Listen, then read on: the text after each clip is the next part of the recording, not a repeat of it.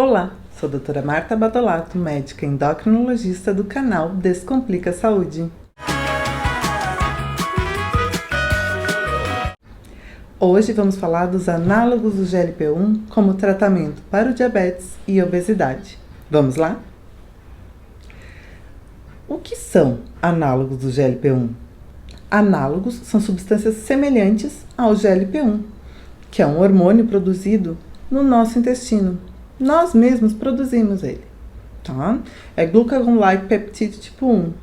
Então, mas o que ele faz? Como ele funciona? Ele atua no nosso sistema digestivo, reduzindo o esvaziamento gástrico, e no nosso sistema nervoso central, avisando, estamos satisfeitos. Então, causa saciedade e é uma redução do esvaziamento. Isso acontece sempre depois de cada refeição.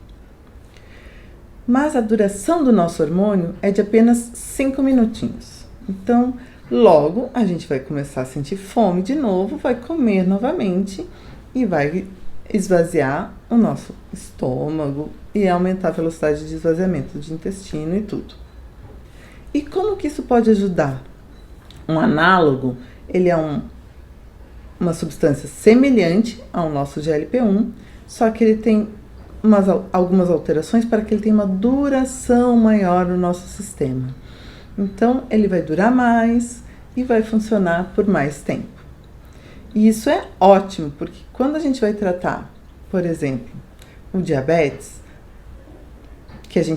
quando a gente vai tratar, por exemplo, o diabetes tipo 2, que é o que deve e pode ser tratado com um análogo de GLP-1, a gente vai diminuir o esvaziamento gástrico, diminuir a velocidade de absorção da glicose, vai aumentar a saciedade, então a pessoa vai comer menos, vai ter um aporte glicêmico menor e a gente consegue controlar muito mais essa glicada, ela não tem aquele pico pós-prandial, a glicose não estoura logo depois que a gente come, não sobe demais.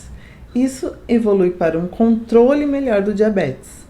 E, em geral, o diabetes tipo 2 está relacionado com obesidade ou sobrepeso. Então, tratar a obesidade e o sobrepeso só vai trazer benefícios. E no tratamento da obesidade, como funciona? Exatamente igual. Como atua no sistema nervoso central, reduzindo essa fome ou causando uma saciedade, você pensa assim, não tô com fome, não preciso comer agora. Ou acabei de comer, nossa, parece que a comida tá aqui e não vai embora. Passou o café da manhã, passou o almoço, não posso nem ver comida. Com a redução da ingesta alimentar, há uma redução da ingesta calórica, há uma redução de peso. Invariavelmente, para haver perda de peso, a gente tem que consumir menos calorias do que gasta. Existem muitas maneiras da gente fazer isso, e uma delas é usando uma medicação que diminui a fome. Funciona otimamente bem, funciona. Mas quem que deve utilizar? Então, como eu falei, quem tem diabetes tipo 2 e quem tem obesidade. Por quê? As duas doenças trazem muitas complicações. O diabetes tem todas as suas doenças relacionadas, a retinopatia, a alteração visual, a cardiopatia, a retinopatia. Não, o diabetes tem todas as suas complicações, como a retinopatia, a nefropatia, a neuropatia, tudo relacionado a um mau controle glicêmico. Então, se a gente controlar ela e quanto antes a gente fizer isso, melhor, vamos ter um bom controle do diabetes. E a obesidade, todas as complicações da obesidade, que pode evoluir para dislipidemia, para hipertensão, para artropatias, para insônia, no caso, apneia do sono, todas as complicações do diabetes, fígado gorduroso e inúmeros outros. Quem não deve, de jeito nenhum, usar essa medicação? A gente tem os diabéticos tipo 1, não vão ter nenhum benefício, não é insulina, não funciona como insulina, não serve para diabético tipo 1, a não ser que ele use um tratamento para obesidade. E os pacientes que vão tratar para obesidade, quem tem câncer medular de tireoide não pode usar, que é um tipo bem específico de câncer de tireoide. Quem tem uma síndrome chamada NEM2, que é neoplasia endócrina múltipla, tipo 2, também não pode usar. E quem tem pancreatite de repetição não é uma boa ideia, porque ele aumenta algumas enzimas pancreáticas, aumenta a ação no pâncreas e pode desencadear pancreatite em quem já tem essa pancreatite de repetição. Rarissimamente causa pancreatite. Ele pode alterar um pouquinho a amilase e a lipase, mas causar de verdade só por ele é muito raro. Pronto, a gente sabe quem não pode de jeito nenhum e quem pode. Quem tem diabetes e obesidade. E quais são eles? Então, se a gente for usar para o diabetes, nós temos 2, que é o Victoza, que é a nossa liraglutida, que tem uma ação diária, a gente tem que aplicar diariamente, e o Ozempic, que é a semaglutida, que pode usar semanalmente, uma aplicação injetável, subcutâneo, toda semana. Para a obesidade liberada no Brasil, a gente só tem o Saxenda, que é a liraglutida, que deve ser usada uma vez ao dia. Mas, fora do Brasil, já tem uma liberação do semaglutida, que é o nosso Ozempic, para uso em obesidade, com uma dose muito mais alta, que pode chegar até, no máximo, a 2,4 miligramas. E como que a gente usa? Primeiro, sempre sob orientação médica. Nunca use nenhum medicamento sem orientação médica. E isso não substitui uma orientação médica, uma consulta, por favor. É só para você entender como funciona a medicação. Quando a gente for usar o Ozempic, ele é de uso semanal. Então a gente vai começar com uma dose baixa por 4 semanas e a cada 4 semanas a gente aumenta um pouquinho a dose. Começa com 0,25 uma vez por semana por 4 semanas, depois vai para 0,5 miligramas uma vez por semana por mais 4 semanas, até a gente chegar em 1 miligrama por semana. E o Saxenda também tem que ser bem devagarinho para diminuir os efeitos colaterais. Como ele é de uso diário, a gente vai aumentar a cada 7 dias.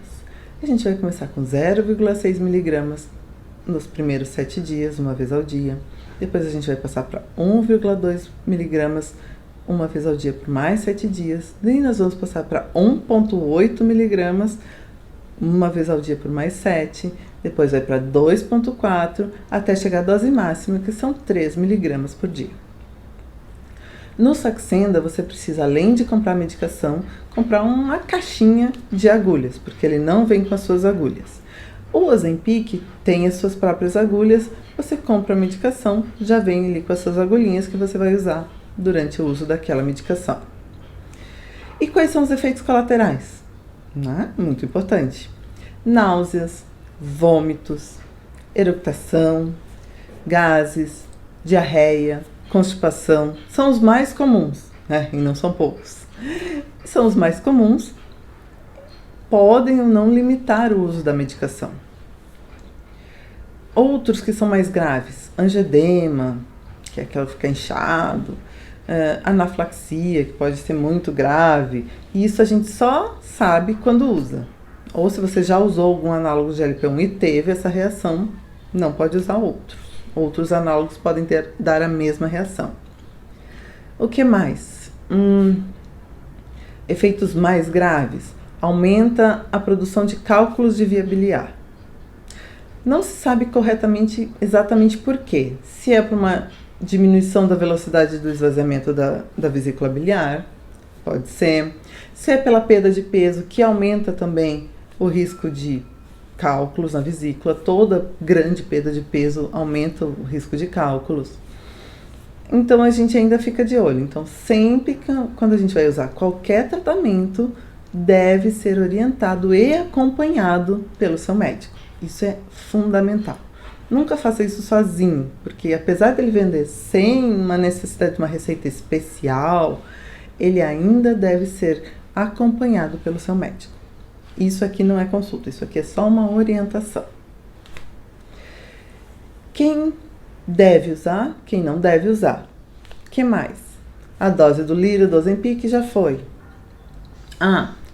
Algumas pessoas que estão com obesidade, em tratamento de obesidade, eles têm outras patologias juntos, como compulsão alimentar.